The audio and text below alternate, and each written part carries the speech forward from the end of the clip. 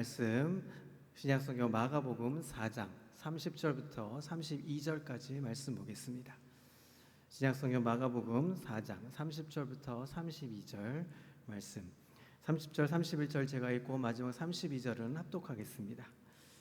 또 이르시되 우리가 하나님의 나라를 어떻게 비교하며 또 무슨 비유로 나타낼까? 겨자씨 한 알과 같으니 땅에 심길 때에는 땅 위에 모든 씨보다 작은 것이로되, 함께 읽습니다. 심긴 후에는 자라서 모든 풀보다 커지며 큰 가지를 내나니 공중의 새들이 그 그늘에 깃들일 만큼 되느니라. 아멘. 할렐루야. 오늘도 은혜와 평강의 삶에 넘치시기를 그리스도 이름으로 소망합니다. 여러분, 교회가 제일 시원합니다. 그렇죠? 수요일이든 금요일이든 새벽이든 오셔서 함께 예배하며 그 시원함을, 청량함을 하나님께 나눌 수 있기를 소망합니다. 여러분, 젊은 청교도 목사 가운데 이 존이라는 이름을 가진 사람이 있었습니다. 이 사람은 1637년에 미국 신대륙의 꿈을 안고 미국 땅에 찾아갑니다. 이 새로운 땅에서 새로운 인생을 펼치면서 한번 살아보자, 소위 아메리칸 드림이라는 그 포부를 가지고 미국 땅에 찾아갑니다. 그런데 불과 1년이 지나지 않은 그 나이 1638년에 폐결핵 진단을 받습니다. 그 당시만 해도 이 폐결핵은 거의 죽음을 선고하는, 사망을 선고하는 것과 같은 그런 무시무시한 질병이었습니다. 이제 이 자신이 이제 죽어간다는 사실을 알게 됩니다. 그가 이제 임종 직전에 자기 재산을 한번 이렇게 가진 것을 찾아보니까 별로 가진 것이 없습니다. 1년밖에 되지 않았기 때문에 가진 것이라 별로 없었죠. 탈탈 털어보니까 평소에 책을 좋아해서 300권 정도의 책을 가지고 있었습니다. 어떻게 할까 기도하면서 보다가 이 지역에 살고 있는 지역 도시에 새롭게 시작된 대학이 하나 있습니다. 뉴타운 칼리지라는 이 대학이 있는데, 그 대학의 후학들에게 이 책을 좀 양서를 기증하면 좋겠다 생각이 들어서 이제 300권의 책을 기증하기로 결심합니다. 그러면서 이 기증서에다가 한 장의 편지를 담아서 씁니다. 일종의 유언가도 같기도 하고 또 혹은 신앙 고백서와 같은 모습으로 편지의 글을 씁니다. 이 기도문의 성격은 이렇게 되어 있습니다. 나는 이 땅에 꿈을 안고 찾아왔습니다. 나는 좀 더 신학을 공부하고 싶었고, 좀 더 법률도 공부하고 싶었고, 또한 과학도 공부하고 싶었습니다. 훌륭한 신학자, 훌륭한 법률가, 훌륭한 과학자는 나의 꿈이었습니다. 그러나 주께서 나를 부르시는 것 같습니다.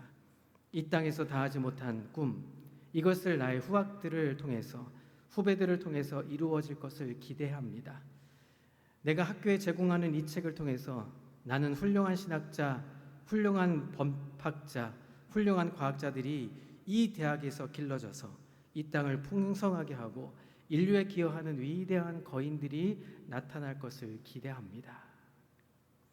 이 감동적인 이 책의 헌정서를 받은 학교의 이사들의 깊은 감동을 이사들이 받습니다. 그래서 이 이사들이 이 젊은 목사 존을 기념하기 위해서 그 성을 따라서 학교의 이름을 바꾸기로 결정을 합니다. 이 사람의 풀네임이 있습니다. 전체 이름이 어떤 거냐면 존 하버드입니다. 이 학교는 뉴타운 칼리지에서 하버드 대학으로 변경되었습니다. 그리고 그의 꿈은 이 대학을 통해서 분명히 열매를 맺게 됩니다. 이 젊은이의 꿈, 이 젊은이의 기도 속에 위대한 미국, 위대한 하버드의 꿈이 자라게 된 것이죠. 여러분, 우리는 이런 미래를 내다보는 안목을 가질 수 있는 사람들, 이 사람들을 가리켜 비저너리라고 영어식 표현이 있습니다. 선지자, 선견자 이런 뜻을 가지고 있죠. 비슷한 유사한 뜻이 미셔너리라는 뜻을 갖고 있습니다. 이 비슷한 비저너리, 이 비전을 가진 사람, 여러분 꿈을 가진 사람, 그 사람은 시대가 어둡다고, 시대가 고통스럽다고 안주하지 않습니다. 꿈을 가진 사람, 이 시대가 필요로 하는 시대상의 모습일 수 있을 겁니다. 요즘 시대에 꿈이 없다라고 말하는 시대에 우리는 꿈을 가질 수 있기를 그리스도 이름으로 소망합니다.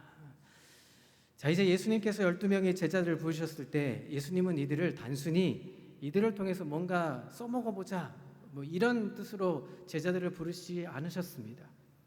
이들이 꿈을 가진 사람들이 되어서 그 시대를 바꾸었으면 좋겠다 생각하면서 한 명 한 명 제자들을 부르셨습니다. 주님이 12명에게 인류의 역사의 미래에 대해서 기대를 걸으셨던 것입니다. 그래서 제자들을 모아놓고 제일 먼저 하신 이야기가 바로 꿈에 대한 이야기를 하셨습니다. 하나님 나라의 꿈 이야기를 하셨던 것입니다. 오늘 본문은 바로 하나님 나라의 꿈 이야기 중에 한 토막을 설명해 주고 있습니다. 어떤 사람이 작은 겨자씨 하나를 심었습니다. 이 작은 겨자씨 하나가 그런데 그 겨자씨가 자라기 시작합니다. 잎이 나고 가지가 점점 커져서 커다란 나무가 드디어 자라게 되죠.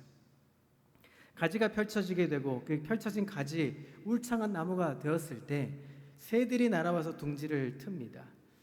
그래서 이 나무는 새들에게 안식처를 제공하고 노래를 부르게 만드는 아름다운 자리를 제공할 수 있었다는 이 이야기 한 대목입니다. 겨자씨 한 알 속에 들어있는 꿈 이야기를 예수님은 꺼내 들으셨습니다. 이것은 바로 예수님이 자기를 따르는 제자들에게 기대하고 싶었던 하나님 나라의 꿈 이야기이셨던 것입니다. 주님은 제자들이 그 시대의 비저너리가 될 것을 기대하고 한 명 한 명을 부르셨습니다. 사랑하는 성도 여러분, 주께서 저와 여러분을 제자로 오늘 이 시대에 부르셨다면 우리에게는 어떤 꿈을 갖고 계실까요? 우리에게 주님은 어떤 꿈을 기대하고 계실까요?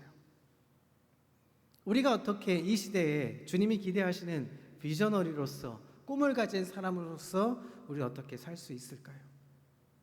오늘 본문은 이 위대한 교훈을 우리에게 가르쳐 주고 계십니다.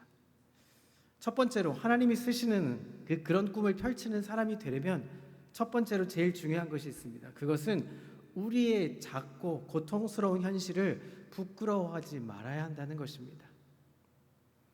우리의 작다는 이 현실, 우리가 이 현실을 놓고 보면 우리는 크게 잘 되는 것 같지 않습니다.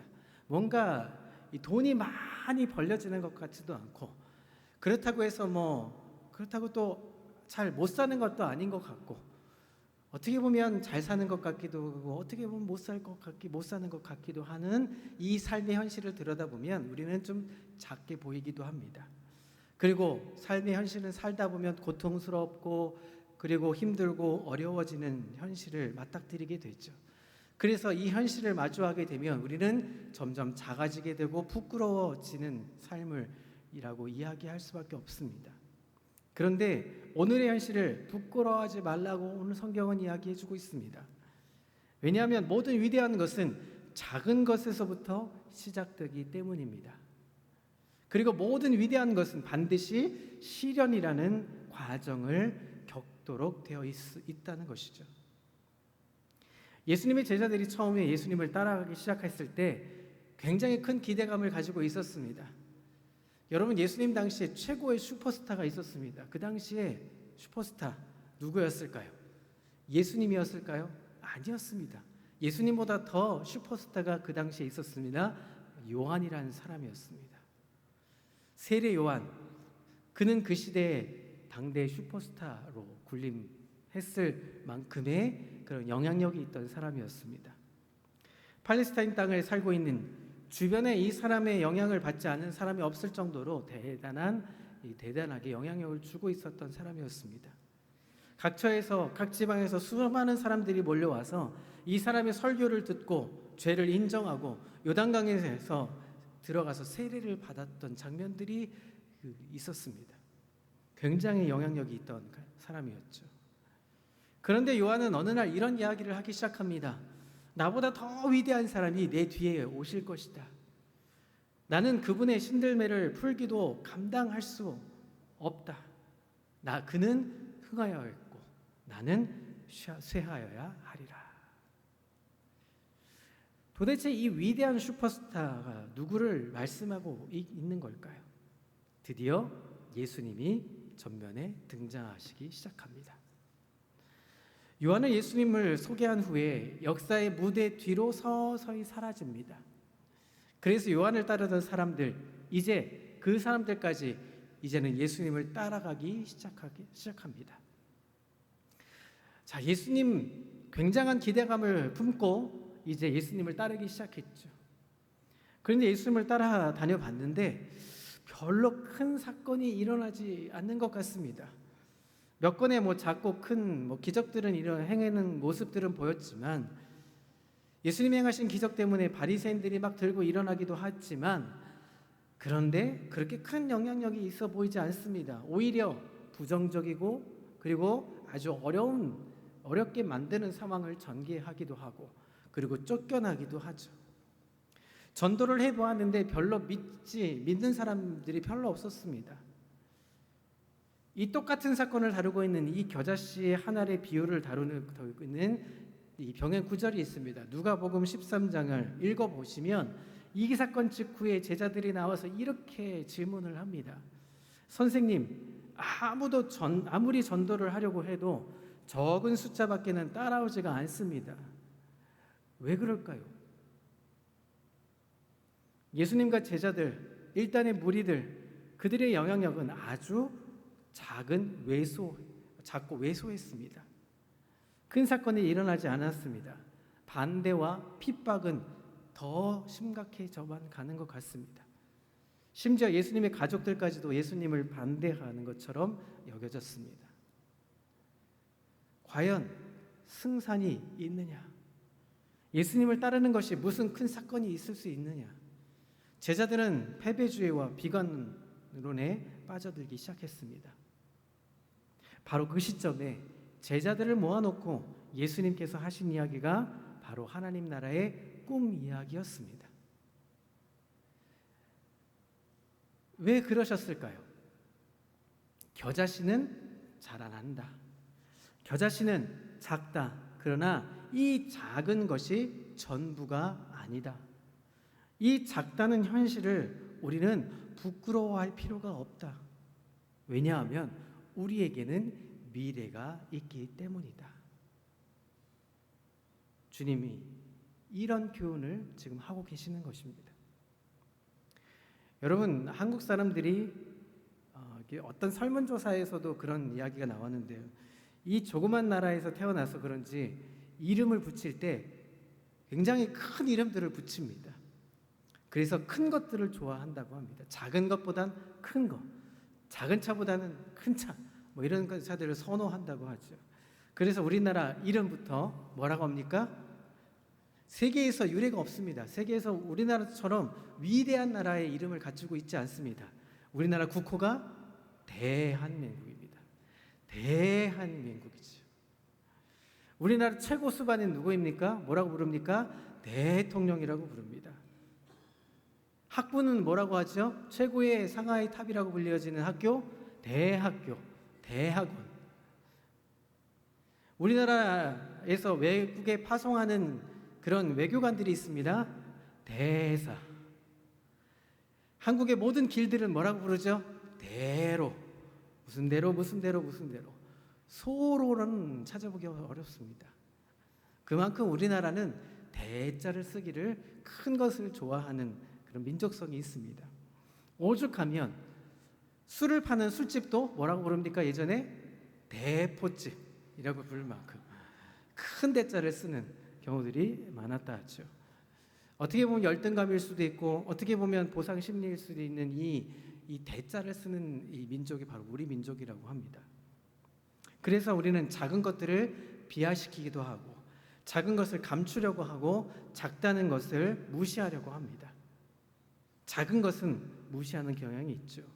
그래서 이 작다라는 표현을 쓸 때는 다 암묵적으로 부정적인 표현을 쓸 때 이런 표현을 자주 쓴다고 합니다.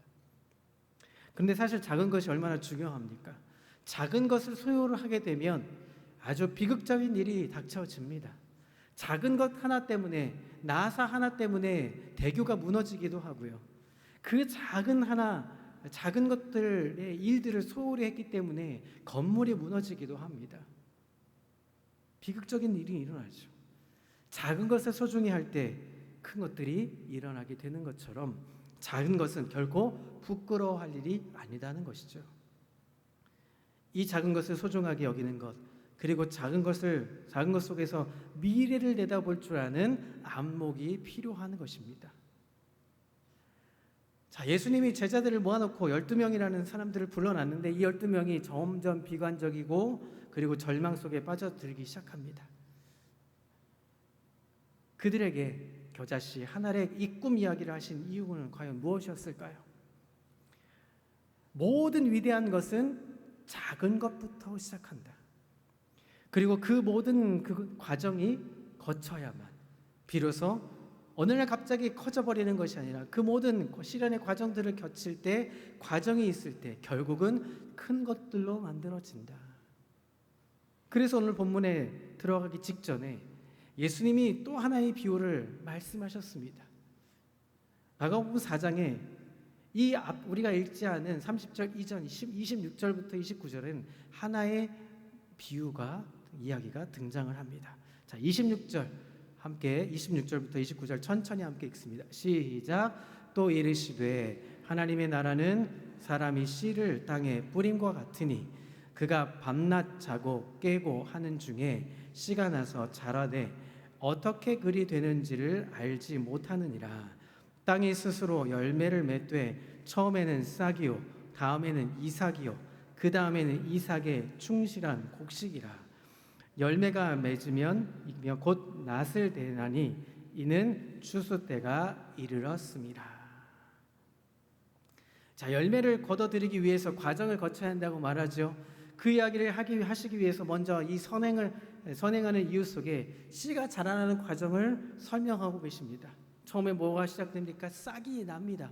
싹이 난 다음에 이삭이 나고요. 이삭이 난 다음에는 충실한 곡식이 되고 열매가 됩니다. 그리고 그 과정을 우리는 보지 못할지 모른다라고 설명합니다. 27절에 그가 밤낮 자고 깨는 그 동안에 자란다라고 말하죠. 과정이 있다는 말입니다. 하나님이 쓰시는 그런 꿈을 펼치는 사람이 되려면 제일 중요한 것이, 처음에 우리가 제일 중요하게 여겨야 되는 것이 우리의 작고 우리가 고통스러운 현실을 부끄러워하지 말아야 한다는 것입니다. 오늘 우리가 마주하고 있는 삶의 여정들을 한번 들여다보시죠. 보잘것없어 작아 보이기도 하고 부족해 보이기도 하고 연약해 보이기도 하고 그것이 고통스럽게 다가올 때도 있을 겁니다. 뭔가 하나님 앞에 감사의 거리가 많아지면 많아질수록 좋아야 되는데 많아지기는커녕 점점 없어지는 것이 많습니다. 그렇게 작고 연약하고 부족하고 현실에 부정적이고 고통에 신음하고 있는 삶의 여정이 있다면 오히려 이렇게 생각하셔야 합니다. 내가 지금 잘 자라고 있다. 그것에 부끄러움이 아니라 그것에 감사할 수 있고 그것에 기쁨을 얻을 수 있는 저와 여러분 되시기를 그리스도의 이름으로 소망합니다. 두 번째로, 우리가 정말 이 비전 있는 사람으로서 하나님이 쓰시는 꿈을 가진 사람이 되려면 우리 안에 있는 위대한 가능성을 볼 수 있어야 한다는 것입니다. 주님은 이 겨자씨의 비유를 통해서 단순히 작은 것의 중요성만 가르치신 것은 아니었습니다. 작은 것을 대표하려는 의도만 있었더라면 주님의 교훈에 겨자씨 말고도 도구는, 비유할 수 있는 도구들은 많았을 겁니다. 예를 들면 겨자씨만한 것들의 여러 가지 것들이 비교할 수 있는 것들이 많죠. 모래알이 있을 수 있고 먼지도 있을 수 있었을 겁니다. 그러나 굳이 겨자씨의 비유를 선택하신 이유가 어디 있었을까요? 겨자씨가 모래보다 다른 이유는 도대체 무엇일까요? 그것은 바로 겨자씨는 생명력이 있다는 것입니다. 자라난다는 것이죠. 자랄 수 있는 것이, 그것은 생명력 때문이라는 것입니다. 생명력, 그것이 중요하다라는 것을 보여주고 계시는 것입니다. 이 겨자씨가 자랄 수 있었던 가장 소중한 이 비밀은 바로 생명력입니다. 그래서 자라나는 것이죠. 처음에는 겨자씨가 아주 작은 것입니다. 겨자씨 보신 적 있으십니까? 제가 어릴 때 겨자씨 한 알이 이렇게 책갈피에 이렇게 테이프로 뼈 이렇게 있는 것을 제가 본 적이 있습니다. 눈에 띌까 말까한 수수보다 더 작고요.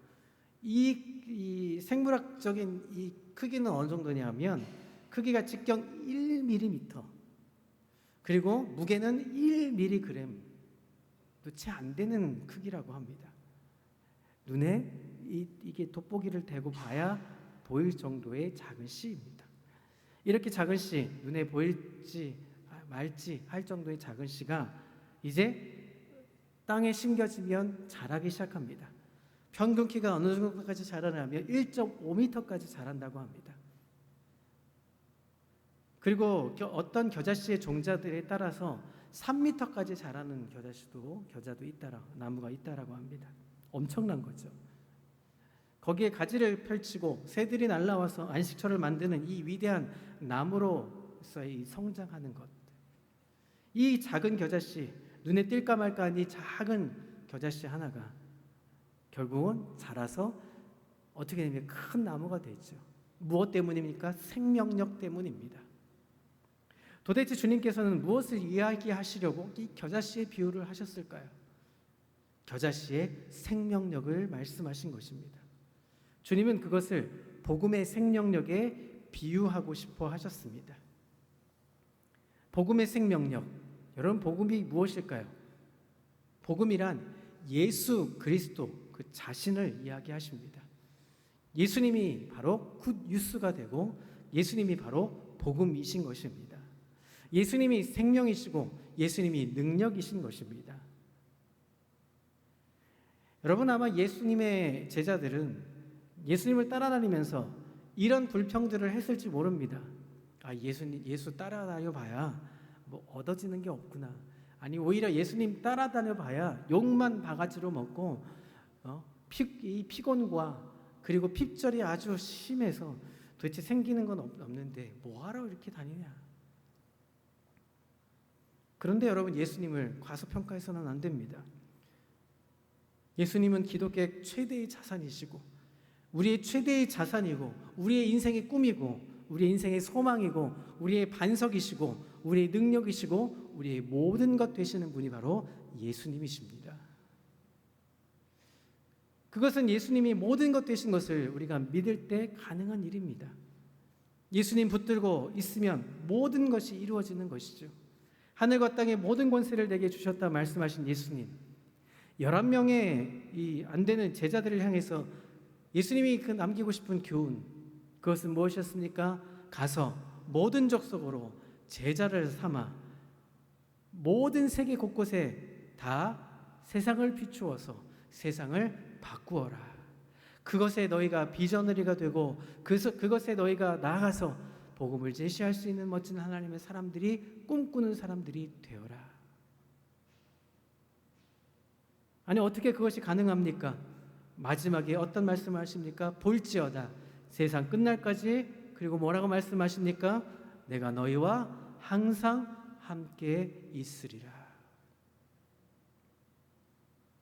여러분 혹시 우리 가운데 이런 생각을 하실 수 있을지도 모릅니다. 뭐 교회에 나와봤자 뭐 이득될 게 무엇이 있을까? 이런 생각들을 하시는 분들이 있을지 모릅니다. 교회 나와도 헌금해야 하고 시간을 들여서 예배 드려야 하고 도대체 나에게 도대체 얻는 이익이 도대체 무엇이 있을까? 밤낮 예수 도대체 예수가 누굴까? 그런데 여러분 신약 성경에 골로새서를 아시죠? 이 골로새서에 이 대주제가 있습니다.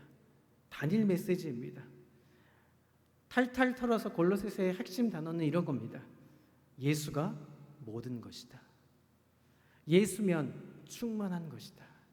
예수가 모든 것이 되신다. 여러분, 예수님이 하나님이십니다. 하나님이 우리와 함께 하십니다. 이것은 작은 일이 아닙니다. 주님만 함께 하시면 우리는 일어설 수 있는 것입니다. 자라게 될 수 있는 것입니다. 큰 나무가 될 수 있는 것입니다. 꿈을 향해서 전진할 수 있게 되는 것입니다.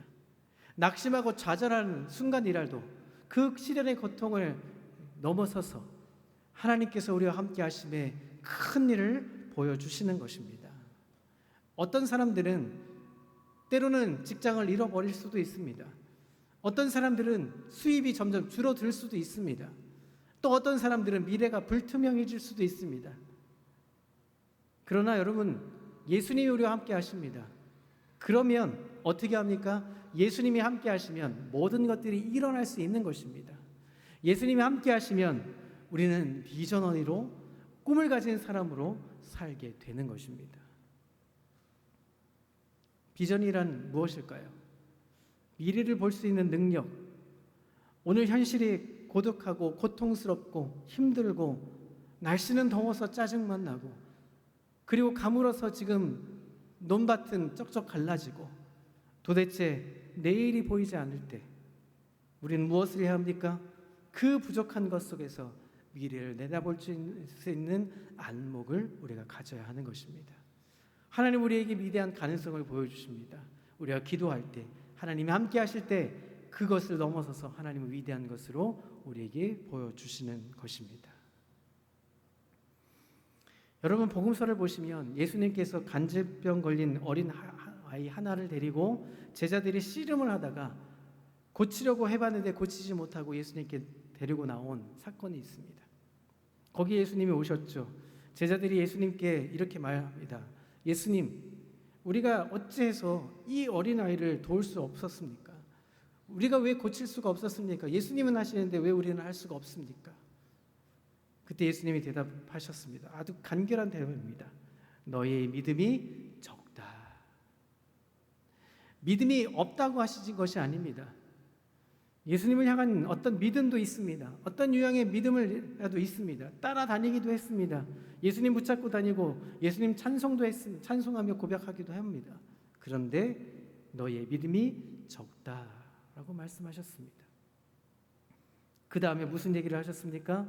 너희에게 겨자씨 하나일 만한 믿음이 있다면, 겨자씨 하나의 믿음만 있다면 무엇입니까? 이 산을 명하에서 저리로 옮겨라 해도 옮길 수 있다. 문제는 믿음이 부족하다. 주를 향한 믿음, 예수 그리스도를 향한 믿음. 여러분, 예수님과 함께하면 산이 옮겨진다고 합니다. 우리는 이렇게 반응하죠. 정말? 정말일까요? 무슨 마법을 마술을 해서 저 산으로 옮길 수 있을까요? 근데 실제로 하나님이 그렇게 하실 수도 있다 하는 거죠. 사랑하는 성도 여러분, 우리의 삶에 있어서 우리는 어떻게 합니까? 미래를 내다볼 수 있는 눈을 가지고 앞을 내다보고 통찰력 있게 이 세대를 본받지 말고 하나님을 의지하며 위대한 가능성을 내다볼 수 있는 미래적 안목을 가질 수 있는 우리 평강의 식구들 다 될 수 있기를 그리스도의 이름으로 소망합니다. 세 번째로 마지막으로 우리가 이 꿈을 가진 세대가 되고 난 다음에 우리는 우리의 성장이 이웃들에게 축복이 되리라는 기대를 가지고 살아야 한다는 것입니다. 우리의 성장이, 우리의 변화가 지금은 작지만 우리는 자라나게 될 것입니다. 우리의 믿음이 지금 적을 수는 있습니다. 그러나 우리가 하나님 앞에 계속 나아가기만 하면 우리는 자라게 되고 큰 나무가 될 것입니다. 그리고 큰 나무로서 새들이 와서 둥지를 틀게 될 것이고 그리고 열매가 맺혀질 것이고 그 열매를 통해서 무엇을 해야 합니까? 나만 축복을 받는 것이 아니라 내 이웃들에게 그 축복을 나눠주게 되는 것입니다. 여러분, 이웃에게, 그리고 우리는 이웃에게 복을 나눠주는 민족이 될 것이고 그리고 그런 가정이 되고 그런 교회가 되어야 한다는 것입니다. 우리가 어려운 시기에 전쟁이 있었고 고통의 시대에 우리를 도왔던 나라들은 다 예수를 믿었던 나라들이었습니다. 기도로 돕고 선교사를 통해서 수많은 원조들이 들어왔고 우린 지금 세계에서 두 번째 선교사로 파송하는 나라가 되었던 것이죠. 그것을 우리가 나누어 주는 기쁨으로 우리는 되돌아 갚고 있는 것입니다. 여러분, 내 인생에게, 내 주변에 사랑하는 이웃에게 노래를 주고 꿈을 주고 축복을 나눠주는 인생으로, 나는 그런 인생으로 기어이 살고야 말 것이다 하는 그 인생의 목적을 가지고 이 땅 가운데 사실 수 있는 그리스도의 삶의 여정이 되시기를 소망합니다. 여러분, 우리는 나누어 주어야 합니다. 우리는 우리가 가지고 있는 모든 것들, 주신 것에 대해서 우리가 감사로 여겨졌다면 이제 우리는 나가서 세상 속에 나누어 주고 그 나눔의 축복의 통로가 되어야 할 줄 믿습니다. 그럴 때 하나님은 우리에게 큰 비전을 우리에게 보여주시는 것입니다.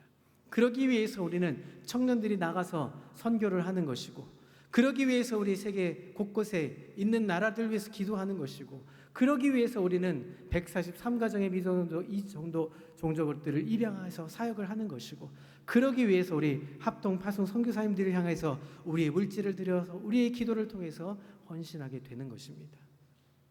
그렇게 되면 우리나라처럼, 우리 대한민국처럼 그 나라도, 그 지역도, 그 가정도, 그 교회도 살게 되는 것이죠. 이 겨자씨 하나의 꿈은 그런 거였습니다. 작고 보잘것없는 것 같아 보이지만 고통의 시기를 넘어서서 은혜의 시기로 나아가서 결국은 열매를 맺게 되고 다른 것들의 새들의 둥지가 되기도 하고, 그 새들이 지저귀는 노랫소리에 사람들은 쉼을 얻고 그늘 속에서 살게 되는 것입니다. 그것이 믿음의 사람들의 꿈을 가진 사람들의 모습인 것입니다. 우리 겨자씨 하늘의 꿈처럼 우리 평강의 성도들도 이 땅 가운데 나는 작은데, 나는 어려운데, 나는 부족한데, 나는 연약한데, 나는 고통하는데, 이렇게 얘기하는 것이 아니라 그 고통 속에서 하나님 나를 붙드시고 고통 속에서 나와 함께 하시고 고통 속에서 견뎌내면 우리는 푸르른 나무가 되어서 다른 사람들에게 좋은 것들을 나눠줄 수 있는 선한 영향력이 있는 사람이 될 것이다. 그 믿음의 고백을 다 할 수 있는 멋진 하나님의 사람, 예수님의 그 충만함을 누릴 수 있는 멋진 하나님의 사람들 다 되시기를 그리스도의 이름으로 소망합니다. 이 시간 우리 말씀을 생각하면서 우리 찬양으로